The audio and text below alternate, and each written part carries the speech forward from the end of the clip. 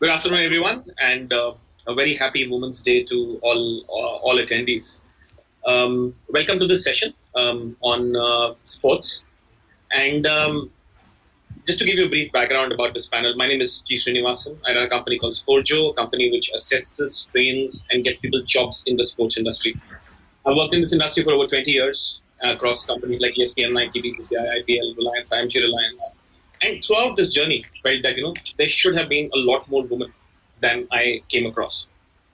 One of the reasons for this panel is to maybe speak to these accomplished women in the sports industry to see what are the one or two things which we can do as an ecosystem, as individuals, or enable so that we can catalyze this process a lot better and a lot further. So, without further ado, just introducing our panelists. Vita Dani, Mrs. Vita Dani, one of the nicest people that I know in this business. And she is the owner of one of the most successful teams in the Indian Super League, Chennai FC, and the co-founder of Ultimate Table Tennis. And as you can see, and a lot of growth and success of table tennis can be attributed to the great work that they do behind the scenes. And she's also co-founder at the Elm Sports Foundation. Welcome, ma'am. Thank you. Next, we have Ritika Sajdeh. Ritika is one of India's leading talent managers. She started a career with Cornerstone Sports and Entertainment and worked with a lot of sports persons and celebrities. She works with leading cricketers and, of course, continues to be very, very few women who've excelled in this space. Welcome, Ritika. Thank you. Last but not the least, Tanvi. Worked with Tanvi very, very closely for quite some time. She was India's number one ranked tennis player. And number 130 globally, has played all the junior Grand Slams, the Fed Cup, etc., and transitioned from being a pro athlete to a sports agent and a presenter. Welcome, Tanvi. Thank you. Thank you for having me. So, Tanvi, let's start with you. So what are the key skills do you think that have helped your career transition from an athlete to a sports agent to a presenter? Why? I mean, why this decision and why did you do it? I think as my career was coming to an end as a pro athlete, I just realized that I always wanted to be in sport and I wanted to continue doing something in the same business. And also to prove to a lot of women out there that there's opportunity and this is the real deal. Like there's a lot we can do in this business. I also think as women, we're definitely a lot more patient. We listen a lot. So I think that helped me be an agent because when I was a player, I had an agent and there's certain things I wanted from him. And now that I am an agent, I feel like I understand the athlete. I understand because I've been on that side. And that sort of helps me see both sides of it now. So definitely a lot of these factors help me make a decision and transition. And of course, the fact with sports that, your never say die attitude, discipline, everything that makes you come back up. You lose a match, you get back the next day, it's a new day. So, how easy or difficult was this decision from playing to working in it? I don't think it was easy because there definitely were a lot of days when I said, am I doing the right thing? Am I cut out for this? Some people said, oh, you have to be a lot more cutthroat. Some people didn't take me seriously because I was a lot younger when I started in the business. So I think it came with a lot of challenges, I have to say. And I think still a lot of times people have to see me or see that I am making some deals happen to take me seriously. And I think that's a little unfortunate. Because I think each one of us has really proved ourselves and we deserve to be here. So, moving on to Ritika, carrying on the same conversation. So how has the athlete management space evolved over the years from the time that you started to it is now? Are you seeing more women coming into the space? So I am, and I think back in 2008, when I started, I think there was a basic mold of what career should be like, doctor, lawyer, CA. And then there was the sudden introduction of platforms like Instagram and Facebook, and then you had YouTubers and you had influencers that were actually almost, if not more successful than certain molds like this. So I think that also opened the door for sport. Also, these platforms gave, barely. I didn't watch cricket before I started working here, so I can't really speak for the older generation. But from what I understand, they couldn't connect with their fans the way these boys can now, thanks to Instagram. So I think people find them a lot more interesting and personal, on a personal level, is what I mean. So today, when you connect with them on a personal level, you see more of their lives, which means you see more of the people that work behind the scenes. I don't think anyone would remember someone's manager or what they actually do. No one would actually connect those two things, and they do now. So I think it has opened the door, and I think parents also seeing it as a more valid, career path for their kids, because I think that entire glass ceiling has been shattered with the introduction of all of these things. That's my opinion, at least. No, absolutely awesome. And just sort of leading from that to Vita, ma'am. When you're saying that, how athletes sort of inspire, and how behind the scenes work sort of inspires the athlete as well. Ma'am, we've seen as part of Chennai FC, we've seen Abhishek pump fists, and inspiring the team, etc. I exactly know what you do to inspire the team, because it's not easy inspiring someone who just lost a match, 22 grown-up men and 8 support staff and your entire team. So what is it that you do to inspire your team, being a woman leader, and bringing the softer side to it? First of all, I always remind them who the boss is. Secondly, as a person, I don't give up, and I really don't. And I think it's proven year after year. If you've seen ISL, and if you've been following ISL, and I mean, I can just give you an example of season 2 of ISL, when on paper we were really a strong team. However, halfway through the season, we were at the bottom of the table. It was the most disheartening feeling that I had. And this was in Kolkata, and we lost the match. And then we came at a stage where we had to win every single game. And I said, what the heck? There's nothing to lose. And at that time, Marco Materazzi was our manager. So I told Marco, I said, please tell the boys, dress up, because I'm coming to dressing room. It's the first time I went to a dressing room with these guys. And I said, hey guys, what's wrong with y'all? I said, y'all are so good, believe in yourself and just go for it. There's nothing to lose from now on. And, Abhishek was also there to support me, of course.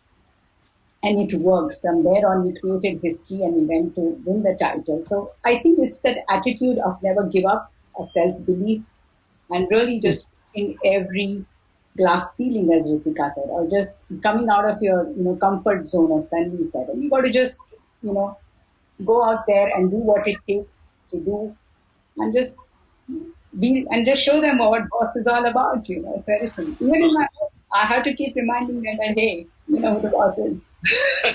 No, absolutely. I think that really, really works. So Tanvi, a simple question which I'll sort of carry on to each one of you. Why do you think there are fewer women working in sports in India? What's the moot cause? I definitely think it's increasing a lot more now, but definitely the awareness, also opportunity. People don't really realize that there's that much opportunity out there. Like with Mrs. Dani, with UTT, with Chennai FC, there's opportunity. There's places for women to take up these jobs. With Sportjo, this is why you train, assess, and get these people jobs. So I definitely think it's a lot of us women going out there and letting the world know that there is scope for you to make this your career. Because a lot of parents don't understand that this can be a career. People think, okay, so you're working in sport. Are you going to make money? Like, what does it really mean? So I definitely think it's a lot more of awareness. It's a lot more opportunity, and it's a lot more like women who are absolutely acing what they're doing. Like these 2 boss ladies out here going out there and telling the world, like, we're doing it. They're leading by example, and then people follow. So Ritika, what do you think the reasons are? Why are there fewer women? Is it mindset? Is it parental pressure? Is it ecosystem, society? What is it? So I do think that sport has always been a very male-dominated area. Like Tanvi said, it is changing now slowly, but it is. And I do feel like on some level, it is the lack of understanding of the scope of work, like she said. But I also feel like it is also like basically the mentality of, women in sport, which needs to change. Like, for example, with me, when I was working, when I started working, I took on cricket as my area of interest. And again, it's primarily male dominated at the time I started, especially. So I was working with all male cricketers. And I remember I started at 21. When I turned around 26, I remember like a lot of my mom's friends and if any of you are watching, I know you all came from a good place, so don't take this the wrong way. But like they came to me and they were like, okay, so you've done this for a little while now. It was fun, but now you need like, what are you gonna do now? Because you have to get married, so you can't hang out with cricketers all day. And I was like, I spent 5 years like establishing myself against all odds. And like Tanvi said, you walk into a sales meeting and they look to you and they're like, oh, so what is it like? Is he sweet? This? And then when they're talking numbers, they look at the guys. Like I'm not capable of answering that question. So after all of that, I'm coming home and like mom's friends are asking me, so now it's time to quit, because you have to settle down. And I was like, no, I worked so hard that which like it's time to accept this that, like moms and dads out there, you have to believe that you are raised strong, independent women with your head on their shoulders who can go out and dominate the space. I think it's extremely important for people to mentally accept that and have that trust in their daughters that you can go and dominate the space, even if it's male dominated. It's fine. There's space for us, and we unfortunately have to create it ourselves. But we do need the help of the opposite sex to not open those doors, but let us in. Yeah, share it. Yeah, of course. Fully agree with you. Fully agree with you. Meeta ma'am, you're a mother of an athlete. Yeah, of so many athletes, including all your teams, but the mother of an up and coming TD champion. So what do you think the sort of reasons are? Why are there fewer women? Yeah. So every opportunity I get, I convey this message to the parents. It's not only about education. What sport teaches you is also equally important. And also don't look at sport as only a recreational activity, but you can actually make a career out of it. So it is important to change this mindset of the parents and tell them the importance of sport and how one can really make a life out of it. You look at across all the sports, whether it is cricket, whether it is badminton, whether it is tennis, table tennis, people can really make a mark for themselves, make a living out of the sport. And that is important. And I think at the end of it, every parent wants their child to settle down. So it is important for them to know that they are financially secure and they are doing well for themselves. So, and again, as Ritika was saying, it is not only playing the sport, but there are so many other aspects that are involved in sport. Like you're playing the sport, there's a masseur, there's a mental trainer, there's a physical trainer, nutritionist. I mean, it's an endless thing, and that is only with the athlete. But if you look at the playing side, then like either you have to make an arena or you have to make a field. Then there is, more than all these things. There's also so much of Digital. absolutely. There's so much of technology that is involved. Heat mapping and how the game can improve. So it depends which part are you interested in and you want to focus in, and you can definitely make a career out of it. And that is what is most critical. And that is the only way where we will be able to compete at the global level. Here we think that just playing the sport by itself is good enough, but no, physical fitness is equally important. Mental fitness is equally important. Absolutely. Technology can improve your game.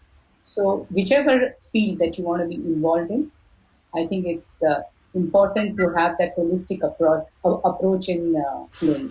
I think that's a great point. So carrying on with you, Vita ma'am. So what are the 1, 2, 3 things that you think which can be done by anybody in the ecosystem, not just us, not just the government, parents, whatever. 1 or 2 things that people can do so that there can be an actionable output out of this. All of us talk quite a lot, but 1 or 2 things which you think can be done, which will make a difference in getting more women to work.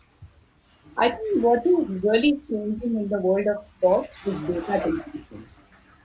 How you create good content and how it is consumed. So if you are really technology driven, this is the area that one should get involved in because you can really make a difference. That's the cutting edge of any sport. Doesn't matter what it is.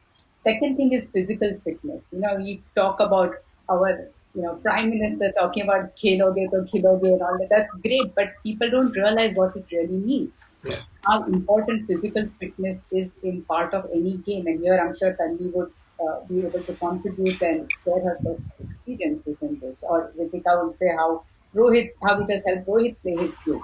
So I think these are the two aspects for me which are most important. Great.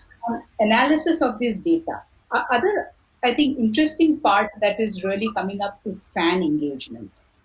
And that is where one can also be involved. So you're not really, if you're not physically inclined or interested, these are the areas that can make a huge difference. Esports. It's going to be a whole new world now. Correct. So I think we just have to let our horizons, go as far as we can. Sky's the limit, and we can, get involved in whichever area that interests each one. No, fantastic, great point you bring up that if someone is not inclined towards the sport, how do you find other ways and means to get that person into the sport? And it's not only by playing and watching. It could be engaging in multiple ways. Great point. So Ritika, your point of view on one or two things that can be done to get more women working in sports? So I feel like the job understanding and scope of work, which I don't think, because I think this is such an untapped market when it comes to women especially, but I think even for men, it's not like if you go to see, there's a handful of, agents that you will be able to, stroll off, or any other, like today in sport, it's a massive, massive industry, but I don't think people understand how great the scope actually is. The job fulfillment, whether it's financial, whether it's just about, pursuing your passions, you have all these opportunities, and you can do, I think sport is one of the few avenues where you can pursue a few verticals at the same time. So I think that understanding, if people had and could, and also just changing your perception of your stereotypical male attributes and female attributes. I don't think people just look at sensitivity as just a female attribute anymore, or, being macho or being, strong as a male attribute anymore. So once you take your mind out of that, you'll just, I think, be able to see what actually lies in front of you and be able to, I think, make your decisions a lot clearer. I think for me, the most exciting part is that today you can be, for example, like a Costa, he is, involved with managing talent. He's also involved in sales. He's also involved with Mumbai Indians. I think that's a great, he's getting to pursue so many different avenues under one roof. And I mean, it's his passion, right? Sport is his passion. So why not for a woman? Why not for a man, woman, child, whoever? Yeah, no, absolutely great point you bring, and I like the point about sensitivity that you said, because now, pink is attributed to be a female color. Pretty much every team in every league has a pink uniform, right? So men's team, right? So so it's not so I think we're slowly moving away from stereotypical beliefs from the olden days. Yeah. So Tanvi, what do you think? From an athlete's perspective, what can be done? 2 or 3 things that can really bring about a change. I think they've obviously said it all, but just to sort of touch base on my experiences, I think what a lot of parents don't understand is, yes, education is important, but when I decided that I was, I hurt my lower back, I was injured, I knew my tennis was going down, I immediately decided to go to college in the US, and I had an NCAA full scholarship for 4 years. I played for New York State, and the number one thing that every company came for, like, job placements to our university, the number one thing they said is, we want to interview student athletes. And that goes to show that they recognize all the qualities that a student athlete has over just the student. Not saying one's better than the other, but there's definitely a lot of additional qualities that a student athlete possesses, because your time management, your teamwork, your discipline, you're just put in so many different situations, and you have to swim or you sink. So there's just so many things out there, and parents have to understand that. And I think, like Ritika said, for a lot of people, a lot of girls say that, oh, I love sport, and I want to work in it, but I don't know how to go about it. I feel that there definitely has to be a lot more awareness. There has to be a lot more, speak to a mentor. I think I definitely would say that it has helped me a lot. Like, Srinivvasan is one of my mentors, and I think talking to him several times, trying to get clarity in what I should do, because I do several different things. I work as an agent. I create content sometimes. I don't think I'm there yet, but at the same time, I'm hosting and presenting for sports and entertainment. So there's different things I'm doing. I'm learning different things, but it goes to show that you can make a career. So there's women out there who need to see and believe that you can be financially independent, which a lot of parents want from their kids, to make sure they're safe, they're doing good. And at the same time, you make a core group of women out there who are in the same business, and you lean on each other, I think we all need to be there for each other instead of people competing with each other. The cake is big enough for everyone to eat. No, absolutely. And you mentioned the same point that Ritika was alluding to earlier, saying that it gives you an opportunity not just to do one thing but multiple things. I mean, Absolutely. a friend of mine was telling me that if you work in a conventional industry, what might take you 15 years there, you might do it in 8 years in sports.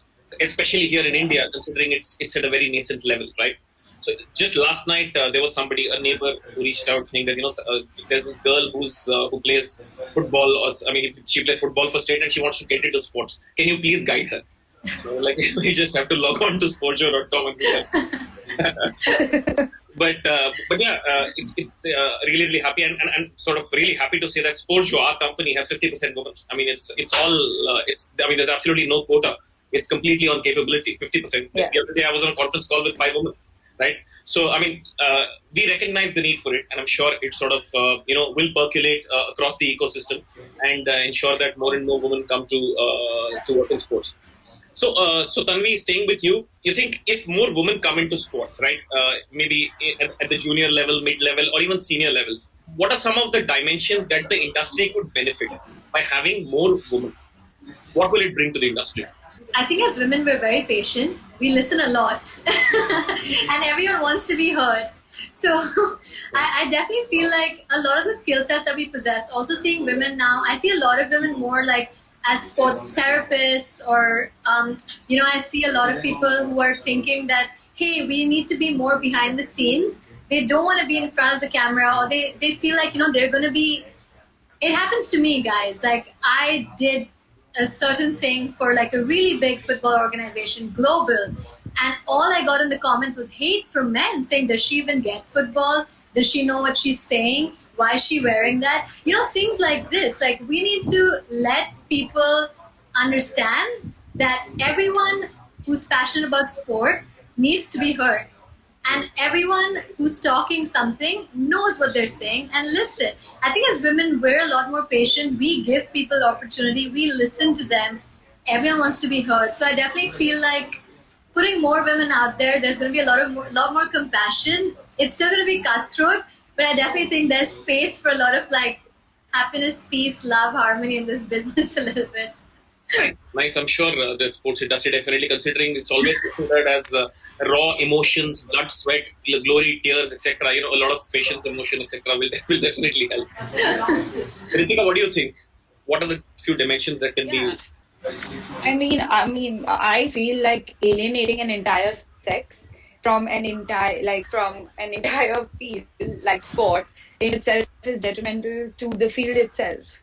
I think it's not about male, female. Every individual has something specific to contribute to that sport. Like, for example, Vita ma'am or Tanvi, or whether it's PV Sindhu or Mithali Raj. Imagine sport without those specific individuals. It's not about them being male or female. What Mithali has done for cricket, what Rohit has done for cricket, it's not about a male and a female. Both of them have contributed to the sport and raised the bar to a point where it would not have been the same without these individuals there. So it's not about male or female. It's just about not oppressing one of the sexes, so that you're making this entire arena that you love that much better.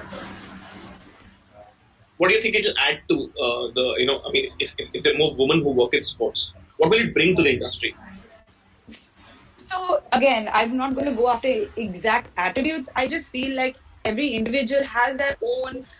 You're just raising the bar. You're letting us in. You're letting us come and contribute whatever it is that we have. For example, Tanvi might have a certain skill set that she is great at. Vita ma'am definitely has a skill set that she's good at. So all of these small organizations would not be the same without us. So why would you deny yourself that? Absolutely. Fantastic. Vita ma'am, you're already at that position. So what I'm saying is, exactly. What can more women what can more women coming bring to the industry? I have a little different point over here today. We talk about women empowerment in current times. If you look at our mythology, if you look at our history, if you look at our past, we've had Nari Shakti, we've had women, we've had Devis, goddesses who have already been treated, because they feel that they have a lot of power. So I think it's a very new age concept, but for us, it's already existed since a long time. True. Even if you look at history of Maharashtra, the women leaders that we have had, I don't think there's any truth to it. Women actually balance a lot many more aspects in life, family, in any work environment than males usually do. I don't mean to put them down, but I think women naturally has this ability to multitask and can handle more tasks. So there was a study done that in these one of these multitasking races, mothers did better than the fathers, because they are naturally good at it. I would have considered before the research only. Why did they do that research? It's obvious. Yeah, and then also it's the persona. We have so many things that are there, on the table that we naturally tend to just take charge of things and learn to deal with it. It just comes very naturally, and I'm sure we bring a lot more sanity also to every sport. Yes. No, of course, fully agree. Fully agree. So, one last round of questions before I take audience questions. So, starting with you, Vita ma'am, your proudest moment in working in sports. Is to tell about 60 Pick one. men, Pick one. Pick one. to tell 60 men that I'm the boss. Huh? To tell 60 men that I'm the boss. That's amazing. Awesome one. Awesome one. Ritika, what about you? I don't think I can pick just one. I think, Okay, like, I'll give you three. just being. No, I can't even pick those many. No, I think the first time that I worked on a campaign myself and then driving past in a taxi and seeing the billboard up there. I mean, people just see Rohit's face next to, that brand and they're like, oh, he looks so good. But it's not about that. You think about the time you took to actually, finalize the deal and work on the creatives and get that out there. It's just extremely satisfying. And the agreement and, all the thousand things that go behind it. Absolutely. Exactly. No, awesome one. Awesome one. Tanvi, what about you? Again, super hard to pick one, but if I had to pick one, would be watching Leander and Martina Hingis win a career slam. So win all 4 Grand Slams, just sitting in those stands and like when they're match point down. And again, the things that go behind the scenes which people don't see, it's very fulfilling to like watch them come through, and yeah, it's a great feeling for sure. Fantastic. Fantastic. Would request the audience to post your questions in the Q&A section, please. I'll take questions and ask our esteemed panel here. Anyone? I think there are some questions. Well, there are lots of questions, but this was for the earlier groups, 132. Where do you see them though? Chat? It's on the side. For Ritika, for Tanvi, for Vita ma'am. I have a question for you. How does it feel to interview 3 women? Yeah. Sorry? How does it feel to interview 3 women? My first time, of course. But when there was this opportunity of having to create this panel, trust me, I couldn't think of anybody else.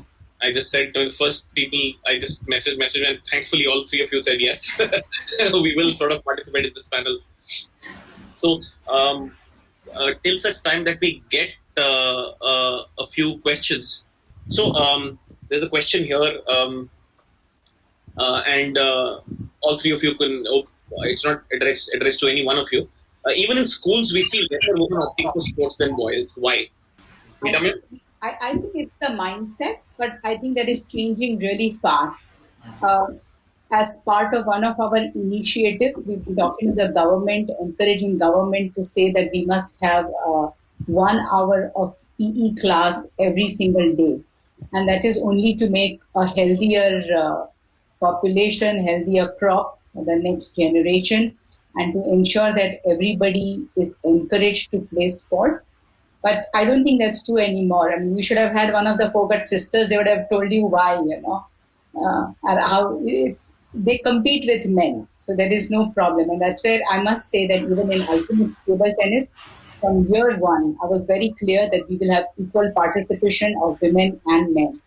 And we have continued to do so. And we'd like to see that in every sport. Even in football, if I see there is a lot many more girls and women who come forward now, with queries to play, in sport or to participate in different tournaments. And so I think we're moving in the right direction. And it's not that only there are more boys. What matters is how long it lasts and at what level. So there could be more boys playing, but if 6 girls are playing and out of which 4 go at a competitive level, that's better than 10 boys playing and 3 going at a competitive level. Absolutely, absolutely. Couldn't agree more. Ritika, why is women's cricket team paid less than the men's cricket team? I don't make those decisions. If I did, I promise you it would be equal, if not more, not for any other reason, but I just feel like women had to work so much harder to get here. They should be compensated for that little bit of extra work. No, absolutely, and I guess with Megan Rapinoe leading the way for the U.S. women's soccer team, I mean nothing's happened to the U.S., but the Brazilian team has the Brazilian Football Federation has announced equal pay.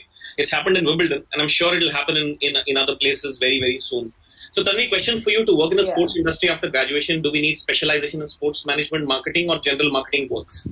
I definitely don't think you have to have a degree to work in sport. Again, like I said, there's platforms like Sportjo right now, which absolutely gives you exactly what you're looking for. You train, assess, gets you job in the sports industry, and you get to speak to mentors. So trust me, you don't need a degree. You learn on the job, and if you're passionate about it, you're going to make it. I promise you. Vita ma'am, how can I get a chance to work for CFC?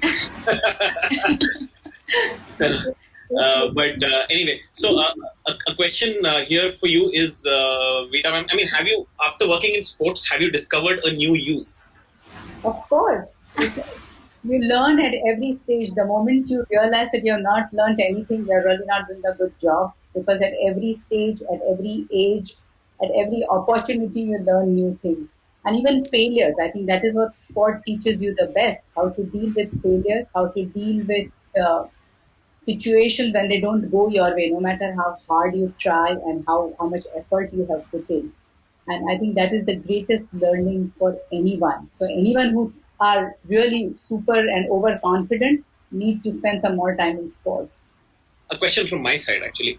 You think what can be done to tell parents, parents especially of this generation, to say that sports is not a hobby or a recreation anymore. It's a career option.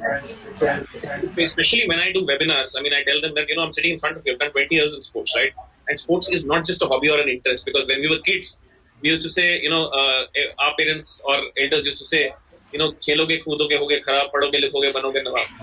So we sort of tried and disprove all of that. So what's your point of view on how do you convince parents and how do you change this mindset? So, especially for girls. this is the reason why we have invested in ACE, because leadership and management in sports, excellent leadership and management, where we do coaching the coach program and physical fitness program. And this needs to start really young, where each one can contribute. As I said, it need not necessarily be only in the sporting, like physical sport itself. You can be a PE teacher, you can be a mental trainer, you can do so many things, and you can make a great living out of it.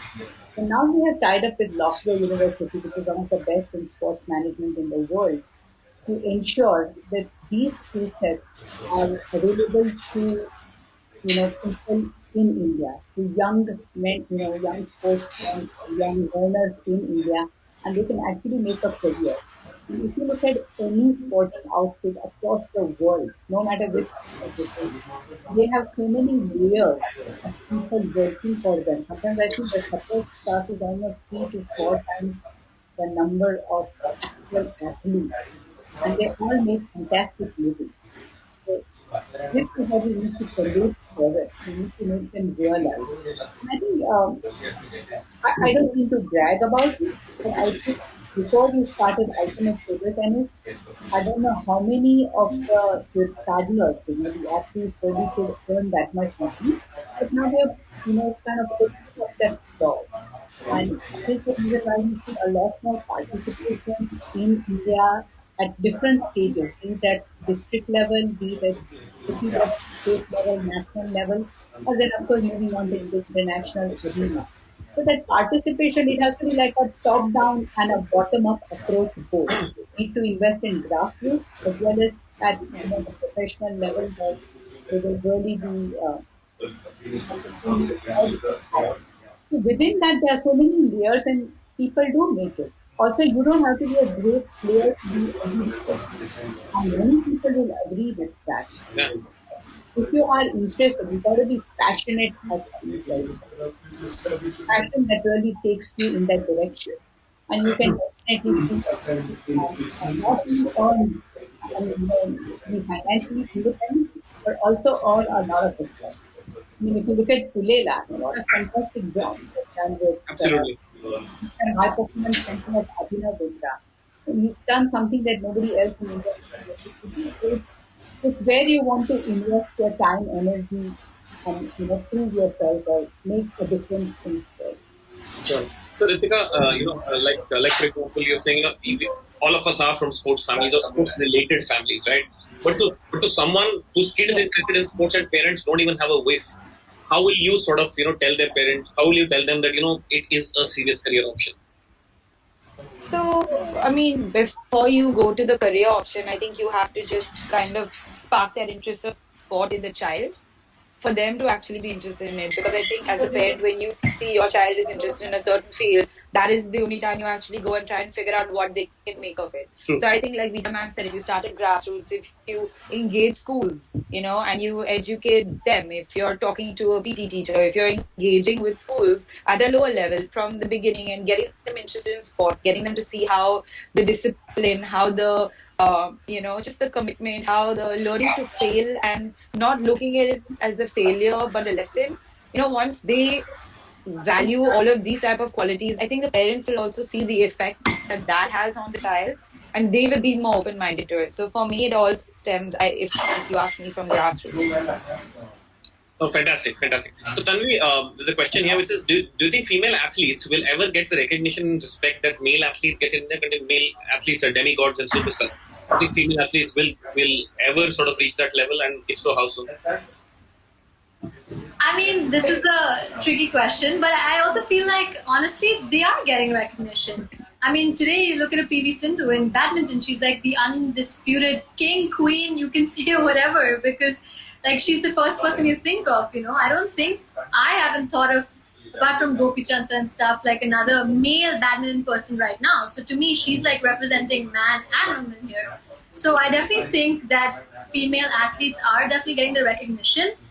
Obviously, a lot of people immediately shift to like cricket, saying like, yeah, but cricket, like they get the most and stuff. But I always say like, learn from cricket. The way they market, the way they put it out there, the way they're showing the world how to advertise, monetize, do so many things. It's a learning. So I definitely think we have to look at the positive side of things, and I 100% feel that female athletes are getting their due, and I think it's only going to get better. Super. Anything to add to this, Vita ma'am, Ritika? Sure, I think we have No. parents to allow their children to chase their dreams more than anything else. I mean, and I can say that by example. I remember when Mudit was young, he used to play 10 sports in 8 days. And I mean, none of us are really that athletically inclined. We are interested in sports, but not like how he has excelled. And I think you have to just let them explore every sport and then decide where or what they want to pursue. Absolutely. Ritika?